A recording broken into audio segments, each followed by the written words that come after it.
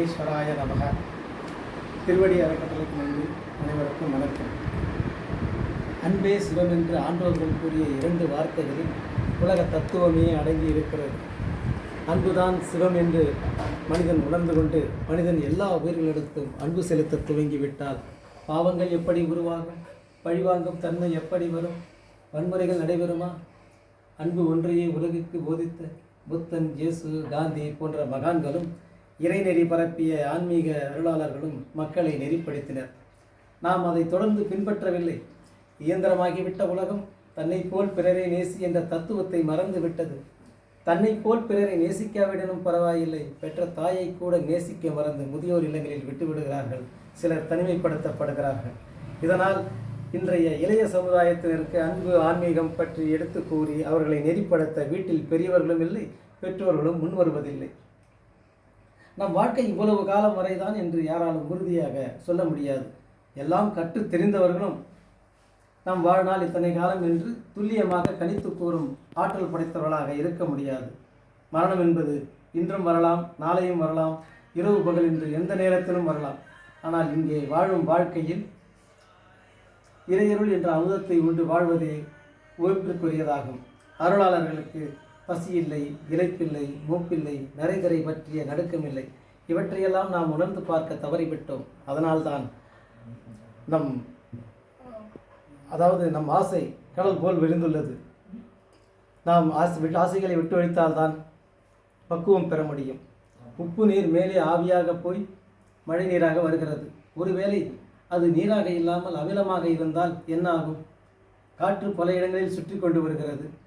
அவை அனைத்தும் carbon tie ஆக்சைடாக, அதாவது கரியமில வாயுவாக இருந்தால் என்ன ஆகும்? தாவரங்கள் கரியமில வாயுவை கிரகித்து கொண்டு பிராணவாயுவை வெளியிடுகின்றன.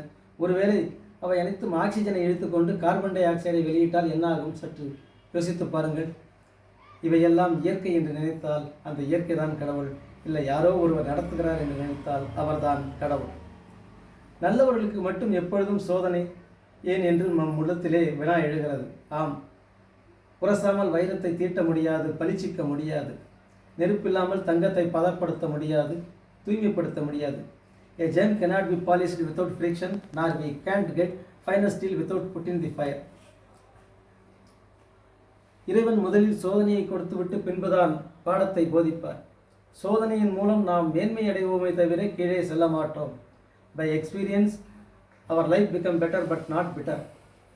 ஒரு மரமோ அல்லது தாவரமோ முதலில் விதையிலிருந்து முளைவிட்டு வளர்ந்து செடியாகி கொடியாகி மரமாகி பின்பு மனிதர்களுக்கும் விலங்கினங்களுக்கும் தேவைப்படுகின்ற உணவாகிறது.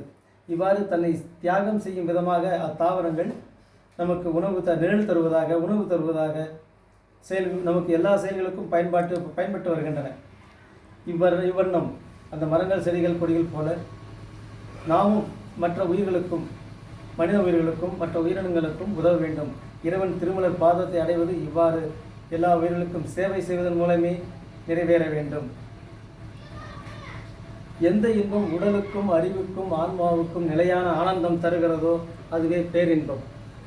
பசி, தாகம், உடல் இன்பம் இவையெல்லாம் பொய்யுணர்வுகள், இவை சிற்றின்பம். சிறிது நேரத்தில் மங்கி மறைந்துவிடும், இவை நீடித்திருக்காது. ஆனால் இறையுணர்வு நீடித்து நிலைத்திருக்கக்கூடியது. கெட்டுப்போகும் பாலுக்குள் கெடாமல் இருக்கும் நெய்யே நம் உடலில் உள்ள ஆன்மா. நாம் போடும் திட்டம் தோல்வியடையும் போது நமக்கு மேலே ஒருவன் நடத்துகிறான் என்ற தெளிவும், அதுவே வெற்றி பெறும்போது இறைவன் நமக்கு அனுமதி அளித்து விட்டான் என்ற தெளிவும் இருந்துவிட்டால் நாம் நடுவுநிலை அடைந்து விட்டோம் என்று பொருள்.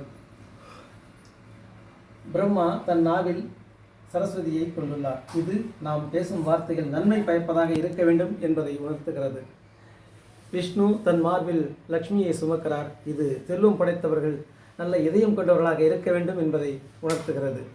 சிவன் தன்னுள் பாதியை பராசக்திக்கு தந்து அர்த்தநாரியனும் பெயர் பெறுகிறார். இது தைரியம் மனத்திலும் வலிமை உடம்பிலும் இருக்க வேண்டும் என்பதை காட்டுகிறது. தீயினும் வெய்யன் புனலினும் தனியன் ஆயினும் ஈசன் அருள் அறிவாரில்லை, சேயினும் நல்லன் அணியன் நல்லன்பர்க்கு தாயினும் நல்லன் தாழ் சடையானே என்கிறார் திருமூலர். இதன் பொருளாவது, அதாவது கொடியவர்களுக்கு சிவபெருமான் தீயை காட்டிலும் வெம்மையுடையவனாக இருந்து அவர்களை தண்டிப்பவன் என்ற உட்பொருளை உணர்த்துகிறது. இவ்வாறு கொடியவர்களை தண்டிக்கும் சிவபெருமான் அடியவர்களுக்கு நீரை விட குளிர்ச்சி மிகுந்தவனாக இருந்து அருள் பாலிப்பவன். எந்தவித கலங்கமில்லாத குழந்தை, அந்த குழந்தையை காட்டிலும் மென்மையான தலை சிறந்த இயல்பை கொண்டவன் சிவபெருமான். அவன் அன்பர்களுக்கு அருகிலிருந்து அருள் பாலிப்பவன். அன்புக்கு சிறந்த எடுத்துக்காட்டாக விளங்குபவள் தாய். அந்த தாயை காட்டிலும் தலை சிறந்த மேன்மையான குணத்தை கொண்டவன் சிவபெருமான். அவனைப் போல் அன்பு செலுத்துவன் யாரும் இல்லை என்பதே இந்த பாடலின் மூலம் நாம் அறியும் கருத்தாகும். தாயை இழந்த பன்றி குட்டிகளுக்கு தாயாகவே அந்த பன்றியின் உருவில் வந்து பால் கொடுத்தவன் தானே பரம்பொருள். அவன் உயிர்களின் ஓலம் அறிந்தவன். அவன் ஆதிக்கத்தில் எறும்புகளுக்கு கூட இன்னல் நேரக்கூடாது என்பது அவனுடைய திருவுள்ளம். பார்க்கடலை மந்திரமலையை கொண்டு மந்திரமலை மத்தாகவும் அஷ்டநாகங்களில் ஒன்றான வாசுகி என்ற 1000 தலை கொண்ட பாம்பை தாம்பு கயிறாகவும் கொண்டு கடைந்தார்கள் தேவர்கள். இதில் எழும் அமுதத்தை உண்டால் என்றும் சாகாமல் வாழலாம், வலிமையுடன் வாழலாம் என்பது அவர்களின் எண்ணம். அதே வேளையில் இறைவனுடைய திருவருளை துணையாக்கி கொள்ள வேண்டும் என்ற நினைவு அவர்களுக்கு அற்றுப்போய்விட்டது. பார்க்கடலை கடைந்தார்கள். அதிலிருந்து ஆழகால விடம் எழுந்தது.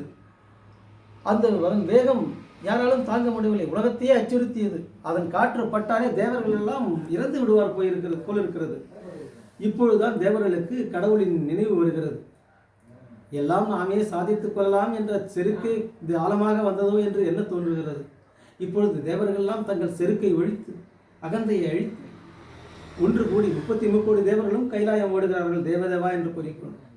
அங்கே போய் தேவனே, மகாதேவா, ஈஸ்வரனே, சிவபெருமானே, இந்த நஞ்சின் கொடுமையால் நாங்கள் இறந்து விடுவோம் போல் இருக்கிறது, எங்கள் உயிரை எங்களை காப்பாற்றுங்கள் என்று ஓலமிட்டார்கள். துன்பம் உண்டானால்தான் இறைவனை என்னும் நினைவு வரும். இன்பம் உண்டாகும் போது எல்லாம் நம்மாலே உண்டானது என்ற அகந்த நினைவுதான் இருக்கும். இப்பொழுது தங்கள் அகத்தை ஒழித்து ஆழகால விடத்துக்கு அஞ்சி இறைவன் முன் நிற்கும் பொழுது பரம கருணாநிதியாகிய சிவபெருமான், அமுதம் கடைவதாக என்னிடம் ஒரு வார்த்தை சொன்னீர்களா என்று கேட்கவில்லை. இதுவரை என்னை நினைக்காமல் செருக்குற்ற உங்களின் கோரிக்கையை, உங்களின் வேண்டுகோளை நான் ஏற்க மாட்டேன் என்று மறுக்கவில்லை. இப்பொழுதேனும் இவர்கள் வந்தார்களே என்ற அருள் நினைவுதான் அவருக்கு இருந்தது. இப்பொழுதேனும் இவர்கள் வந்தார்களே என்ற அருள் நினைவுதான் அப்பெருமானுக்கு உண்டாயிற்று. அவர்கள் படும் இன்னலை கண்டு மனம் இறங்கினார். எல்லோரும் கடவுளை நினைக்கிறார்கள் என்று சொல்ல முடியாது. அன்பர்கள் மாத்திரம் நினைக்கிறார்கள், புகழ்கிறார்கள். ஆனால் நாம் கடவுளை பற்றி பேசுவது, துன்பம் வந்தால்தான் கடவுளின் நாமத்தை உச்சரிக்கிறோம். அதாவது இன்பத்தை நுகரும் போது மக்கள் கடவுளை எண்ணுவதில்லை. துன்பம் வந்துவிட்டால் கடவுளே கடவுளே என்று கதறுகிறார்கள். Basically that is natural behaviour of mankind என்றே கூற வேண்டும். சரி, இவ்வளவு பெருமை வாய்ந்த கடவுளை பார்க்க முடியும், கடவுளை காணலாம். கண்டிப்பாக கடவுளை காண முடியும். உருவமாகவும் பார்க்கலாம், உருவமாகவும் பார்க்கலாம். கடவுளை காண வேண்டும் என்ற ஆசையில் உம்மால் அட முடியுமா? கடவுளை காண வேண்டும் என்ற ஆசையில் உம்மால் அட முடியுமா? மனைவிக்காகவும் குழந்தைகளுக்காகவும் பணத்திற்காகவும் மக்கள் குடமாக கண்ணீர் வடிக்கிறார்கள். ஆனால் கடவுளுக்காக யார் அழுகிறார்கள்?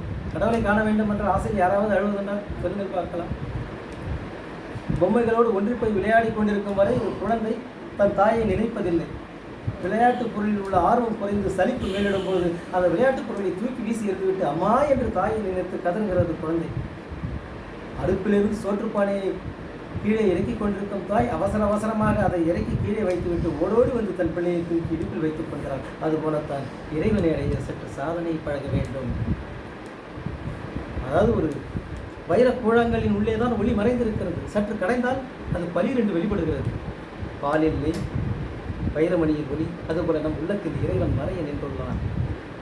நீண்ட கால வேதி செயலுக்கு பின்புதான் ஒரு கரித்துண்டே வைரமாகிறது அல்லவா? கடவுள் நீதி மிகுந்த தாய்.